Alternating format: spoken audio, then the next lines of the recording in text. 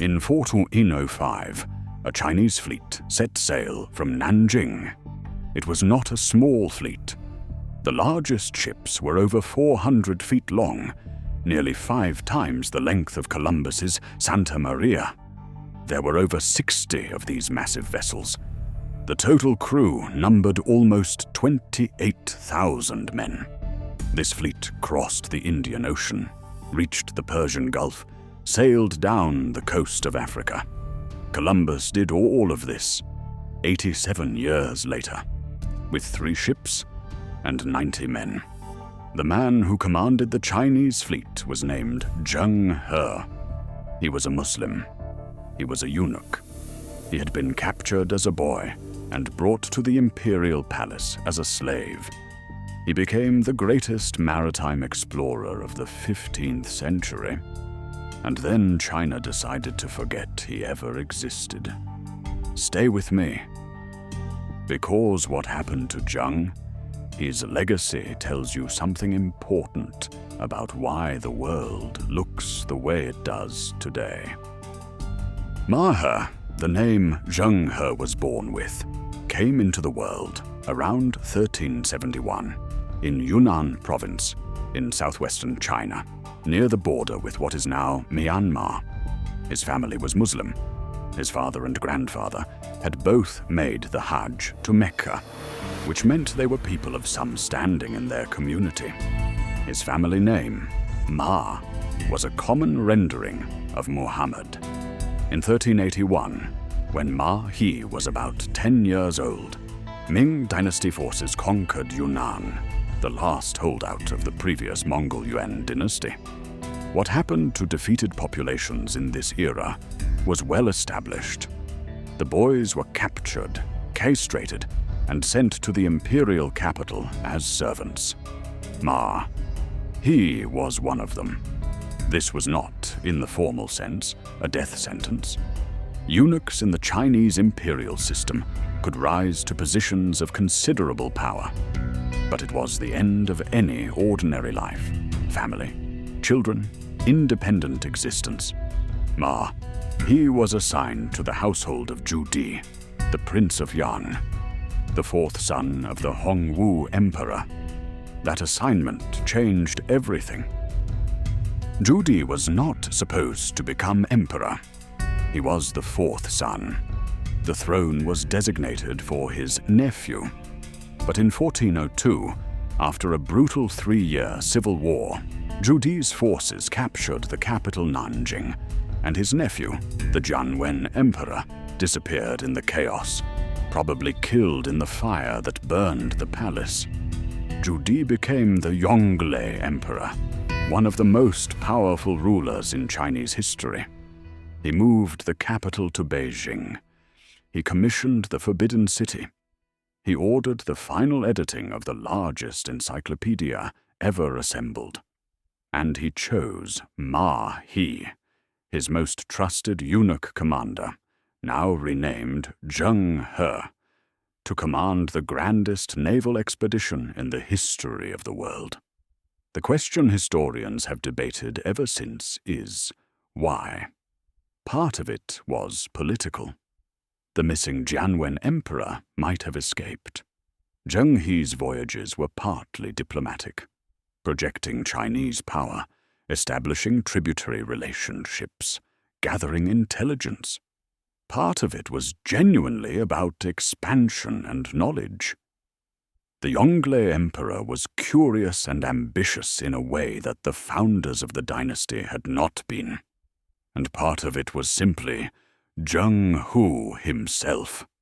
Whatever he had been through, he had become extraordinary. The fleet Zheng He commanded was called the Treasure Fleet, guqin, treasure ships. The numbers are almost incomprehensible by the standards of the time. The largest ships, the guqin themselves, were approximately 400 to 500 feet long. Modern reconstructions suggest they were the largest wooden ships ever built. They carried silk, porcelain, gold, and other luxury goods to trade and give as gifts. The fleet that departed in 1405 included 316 ships and nearly 28,000 crew members. For comparison, the entire Spanish Armada, launched 183 years later, had 130 ships. Sir Zheng He made 7 voyages between 1405 and 1433. Now he reached Vietnam, Java, Sri Lanka, India, the Persian Gulf, the Red Sea, and the east coast of Africa, as far south as Kenya.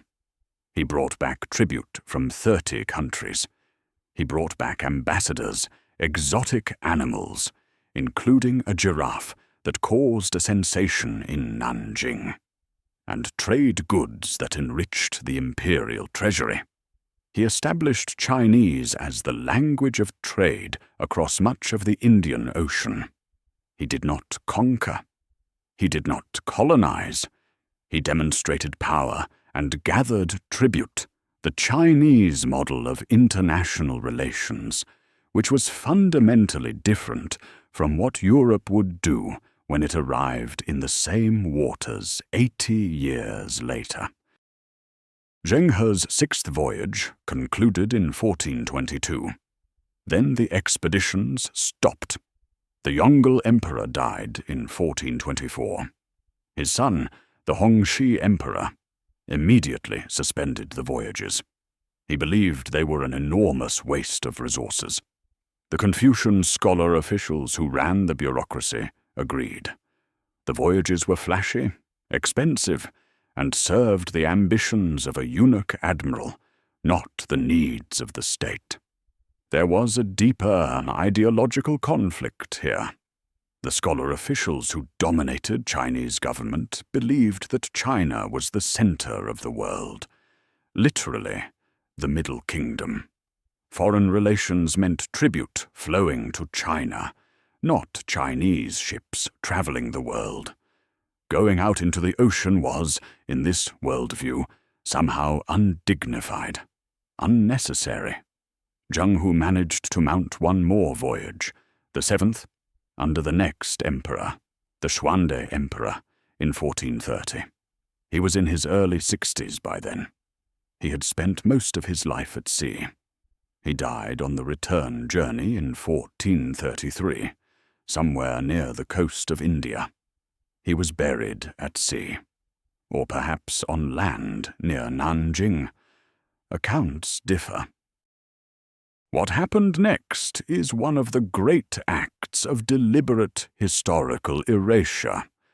After Zheng He's death, the scholar officials moved systematically to end the era of maritime exploration. They issued edicts banning the construction of ocean-going vessels with more than 2 masts. They discouraged, and eventually criminalized, private maritime trade. And they burned Zheng He's records, the charts, the navigational records, the diplomatic correspondence, the detailed accounts of the lands he visited. Most of it was destroyed. Some accounts say a senior court official personally burned the naval archives to prevent any future emperor from being tempted by another expedition. What survived were fragments, a few steles with inscriptions, partial accounts in other sources, the memories of the lands he visited that were preserved in foreign records rather than Chinese ones. This was not an accident. It was a policy decision. China turned inward. It retreated from the sea at the exact moment that Portugal was beginning its own maritime expansion down the coast of Africa, following, in some cases, routes that Zheng He had already charted. The question that has fascinated historians for centuries: what if China hadn't stopped? The Portuguese reached India in 1498. The Spanish reached the Americas in 1492. These voyages opened a period of European global dominance that shaped the world we live in. Zheng He's fleet was already in the Indian Ocean in the 1410s. It was incomparably larger and better equipped than anything Portugal or Spain would send for decades. If the voyages had continued, if China had established permanent trading posts, if it had maintained its naval presence in the Indian Ocean, the European arrival in Asia might have encountered a Chinese maritime network already in place. History doesn't give second chances, but the contrast is striking. The Yongle Emperor's decision to fund the voyages and the Hongxi Emperor's decision to cancel them were both political choices made within a specific set of institutional constraints. The scholar officials who burned the records thought they were protecting China from wasteful extravagance. They may have changed the direction of world history. Zheng He's reputation has undergone an extraordinary revival in the last 30 years. China's government has embraced him as a symbol of peaceful engagement with the world. The admiral who sailed not to conquer, but to establish relationships. His image appears on currency, in museums, in school curricula. Some historians are skeptical of this framing. The treasure fleet did project military power. It intervened in conflicts in Sri Lanka and Sumatra. It took prisoners. The tribute system was not exactly voluntary, but the contrast with European colonialism is real. Zheng He did not establish permanent settlements by force. He did not systematically extract resources from the lands he visited. What he did was demonstrate, for 28 years, that China was capable of projecting power across half the world. Then China chose to stop, and a Muslim eunuch from Yunnan, who had been taken as a slave at 10 years old, who had risen to command the largest fleet in human history, was deliberately erased from the official record. His steles survived. A few accounts survived, enough to reconstruct what happened. The question is not just what Zheng He did, it's what China chose to forget, and why. This is the Dragon Throne. We cover the admirals, emperors, and erased histories of Asia. The stories the official record tried to bury. Subscribe if this one surprised you. New episodes every week.